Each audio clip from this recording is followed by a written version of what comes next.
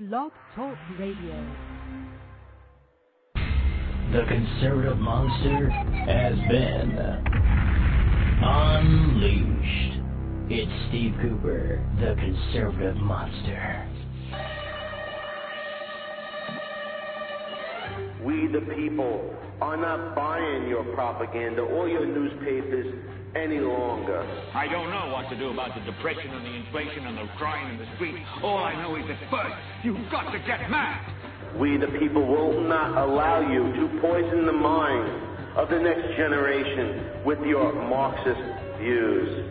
I want you to get up right now and go to the window, open it, and stick your head out and yell, "I'm as mad as hell, and I'm not going to take this anymore!"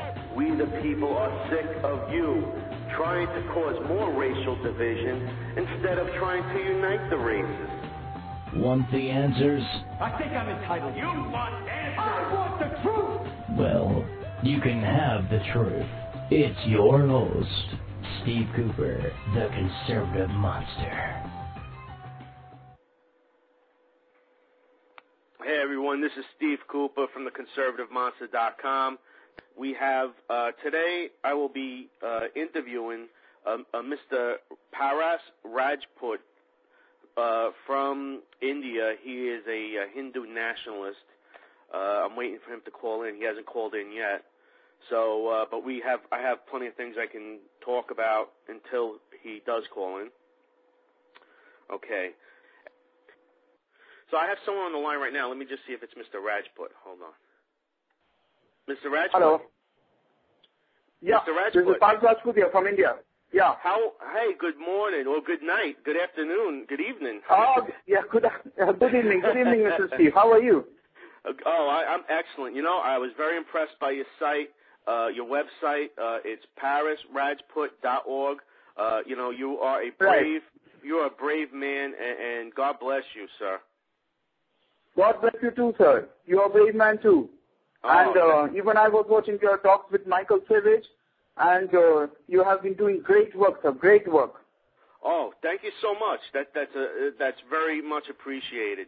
And you know, I tell you, we had a couple emails here and there. I don't know if it was between you or your PR manager or right. You know what's interesting is I'm seeing the and I want your opinion on it. The communist movement. Okay, now the communist movement in India, they are behind or they're backing the radical Muslims. Is that the case over there too? Yes.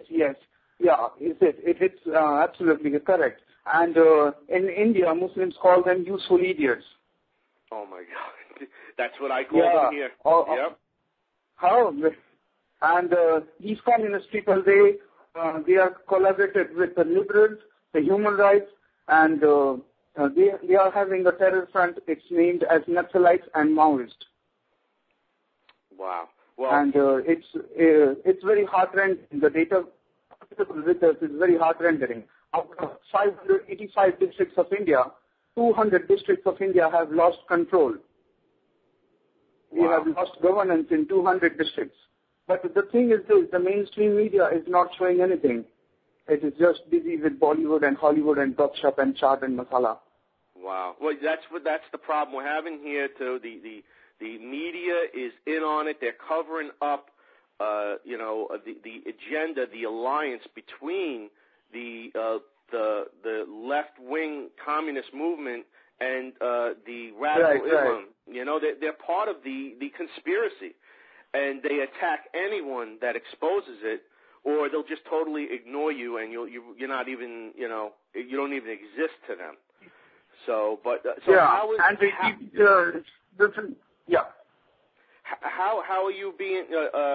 Is there a big movement behind you? I'm hoping that you have many other patriots like yourself in India that are, Yeah. We are having around 2,500. Hello. Yeah, we are having 2,500 patriots like me who are working against the Muslims, who are working against the Islamization of India. Right. You know, when Islam entered Turkey, it converted entire Turkey in 15 years. And when Islam entered Egypt, and it converted the entire the local population of Egypt in 50 years. But it's India who is fighting and who is fighting this onslaught for 1400 years, and we are resisting them with fierce power and hard work. Oh, God bless you. We're praying for you. And then we all, the whole world saw the Mumbai attacks, and I'm telling you. Yeah, I'm a survivor. I'm a survivor of the Mumbai attack. Oh my God. Oh. I was present there at the scene. You were in the area when that happened? Yeah, I was in Villepalli, and the blast took place just 100 meters away from my car. Wow. I saw the head of the taxi driver. It was lying on the road, and body parts of the passenger shattered on people's houses. And the media at that time, again, they were afraid to say the word terrorism. They were afraid to say the word Islamic terrorism, Muslim terrorism. Islamic terrorism. That's right. And the irony of the situation is this. All the Muslims, they openly say that we are doing it according to the words of Prophet Muhammad. Right. But media ignores the warning of the terrorists. In spite of terrorists, they are connecting Islam with terrorism, and media are just ignoring everything because it's very comforting. You cannot, you cannot say that 1.5 billion Muslims are terrorists.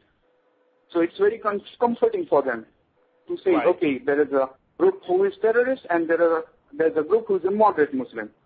In Islam, there is no such issue like moderate Muslim. Either you are a practicing Muslim or you are not. Right. But and that's another thing is, what they're doing in the United States is they have, I really don't remember. I didn't have time to look it up what the exact number was. But, I remember estimating that around 20% or 25% of the mosques in the United States were considered or labeled radical by our law enforcement, okay, the FBI most likely it was. And what they do is, they open up a large number of mosques, and then they look at the map and they say, okay, we're going to make 25% of them very radical, and these will be our bases, and the other ones act like a decoy, so it's to confuse and distract the law enforcement. Right. You have that same problem in India? Yeah, same problem is happening in India also. If you read the Quran, chapter number 3, verse number 28, and chapter number 16, that is Surah An-Nahl, and verse number 106. In these both surahs and chapters, it is clearly mentioned that when you are within the enemy territory, you are allowed to conceal your faith. You are allowed to act of deception. So there are Muslims who deceive you and they claim to be good people, but in fact they are wolves in sheep's clothing.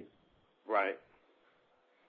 Yep. This is and also in the Indian Muslims. Go ahead. Indian Muslims are connected to all the terrorist organizations of the entire world. Yeah. Yeah. They're all. It's a network, global network. And the media tries to cover that up and say, oh, it's just a random guy that was an extreme, crazy guy, like we had with the attack we had in Fort Hood, Texas, where 13... Yeah, on 5th of November. Yes. And you know what's interesting? This is what I'm going to bring up here. I'm the only person talking about this. I have to call Michael Savage and mention this to him, that it's, the evidence, as far as I'm concerned, I have over 13 years investigative experience, that this guy was possibly, Hassan was possibly an Iranian terrorist cell in the U.S. military, and it's being covered up. Right. And, because he was allegedly speaking to someone in Yemen that was from Al-Qaeda, and Yemen has ties to Iranian influence in that area, that according to Reuters said it, not me, that Iran is influenced in that area where Al-Qaeda is. So they're already linking Iran and Al-Qaeda, and this guy's talking to them. They and nobody's mentioning it. Do you feel that Iran is helping the radical Muslim terrorists in India? Yeah, Iran is helping Mahmoud Ahmadinejad. These people are Shia Muslims, and there is a very small population of Shias in India. But then too, when the entire population of Islam is counted, Shia and Sunni, they become one. In Quran, it is written, وَاتَّصِمُوا بِحَبْلِ اللَّهِ جَمِيعًا وَلَا تَفَرَّقُوا. It means that you don't have to fight with one another. But when there are 100% Muslim population, they go on fighting with one another, and where there are kafirs, the non-Muslims available, they fight with them. And the entire concept of 5th of November, the incident that took place in Fort Hood, that Major Hassan, right,